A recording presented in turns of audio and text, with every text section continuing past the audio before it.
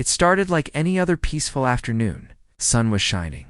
The water in my pool reflected the clear blue sky. I was enjoying a well-deserved break after a long week. That was when I heard the gate creak open. My blood ran cold. One should be coming through there unless they had a death wish or a serious misunderstanding of property laws.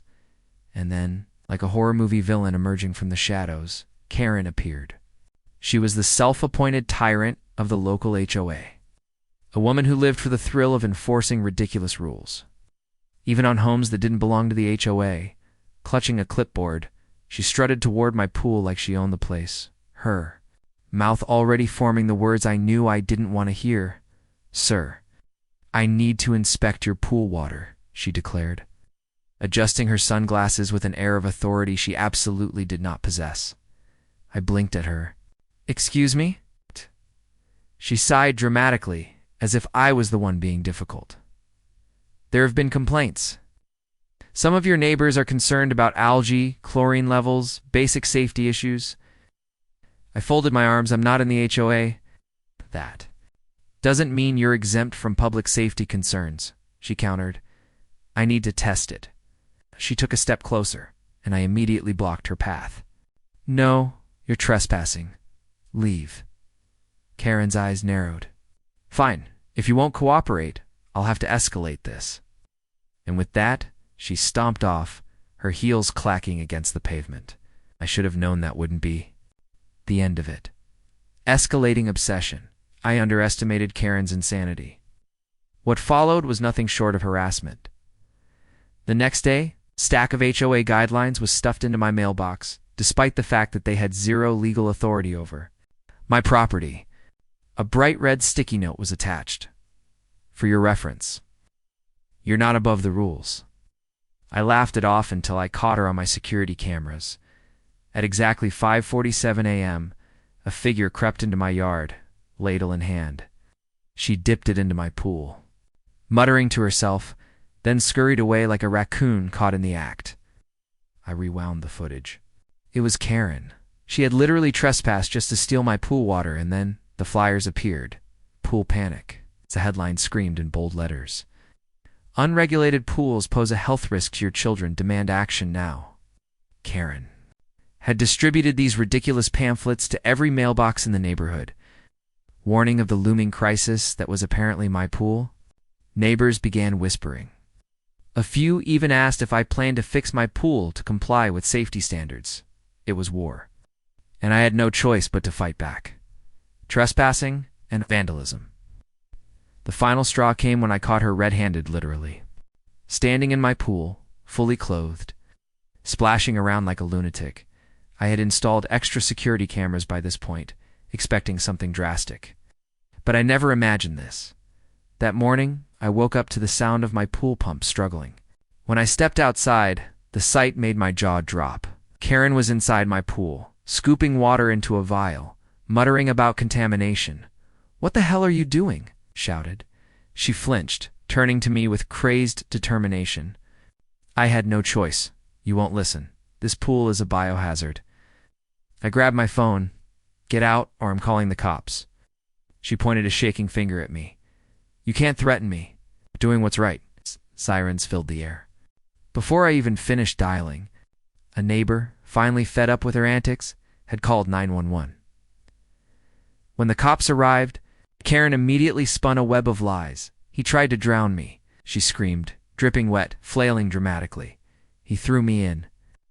The officers looked at the security footage I had pulled up on my phone, then back at Karen. One of them sighed, rubbing his temples. "Ma'am, you're under arrest for trespassing and vandalism." Watching them cuff her was nothing short of poetic justice. The lesson this entire saga proves one thing: bullies thrive on fear and intimidation. But they crumble when confronted with truth and resilience. Karen believed she could enforce rules where she had no power. But no matter how much authority someone pretends to have, the law is the law. Stand your ground, document everything, and never let a self-important tyrant dictate what happens on your own property, and maybe, just maybe, install some security cameras. You'll never know when you'll need them. There are moments in life when reality smacks you so hard that even the most stubborn minds are forced to accept the truth. But Karen wasn't like most people. She had spent so much time at the top of her self-built empire of laminated guidelines and arbitrary enforcement that she truly believed she was untouchable. That belief, however, was about to shatter spectacularly when the police arrived, immediately shifted into full performance mode.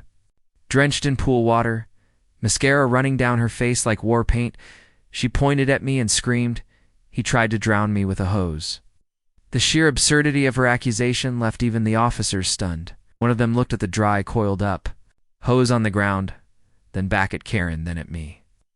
I simply raised my hands and said, "Yeah, that didn't happen." Karen tried to spin more lies, claiming that she had been invited into my yard, that she was responding to an emergency, that she was only trying to protect the community. But all of that crumbled when the officer asked about my security cameras. I didn't say a word. I just pulled up the footage. The video showed everything.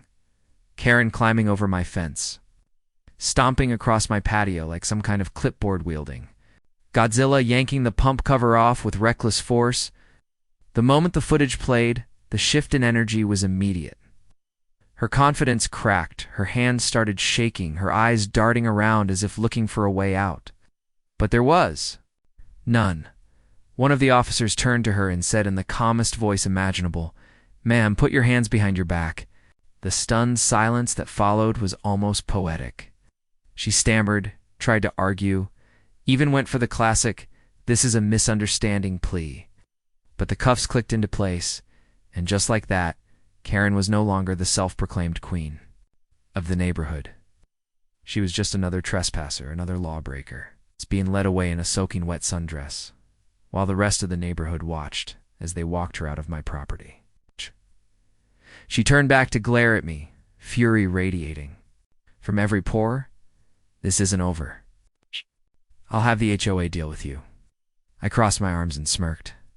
"Tell them to bring their pool skimmers." She didn't laugh. But I did. The retaliation and ultimate lesson Karen was down, but not out. Once she was released on bail, she wasted no time playing the victim. Social media became her battleground. She painted herself as the guardian of the neighborhood, the lone warrior trying to protect innocent families from my reckless pool maintenance. She accused me of chemical negligence, of creating an unsafe environment. She even posted that the chlorine levels in my pool were affecting people's minds. But this wasn't just about me anymore. Her war on sanity had expanded to the entire neighborhood. More and more people started sharing their horror stories, how she had tried to dictate their fence colors, cancel their barbecues, even report a neighbor to CPS over a running sprinkler. The cracks in her empire were widening, and soon everything collapsed. Her HOA allies, desperate to salvage their own reputations, abandoned her.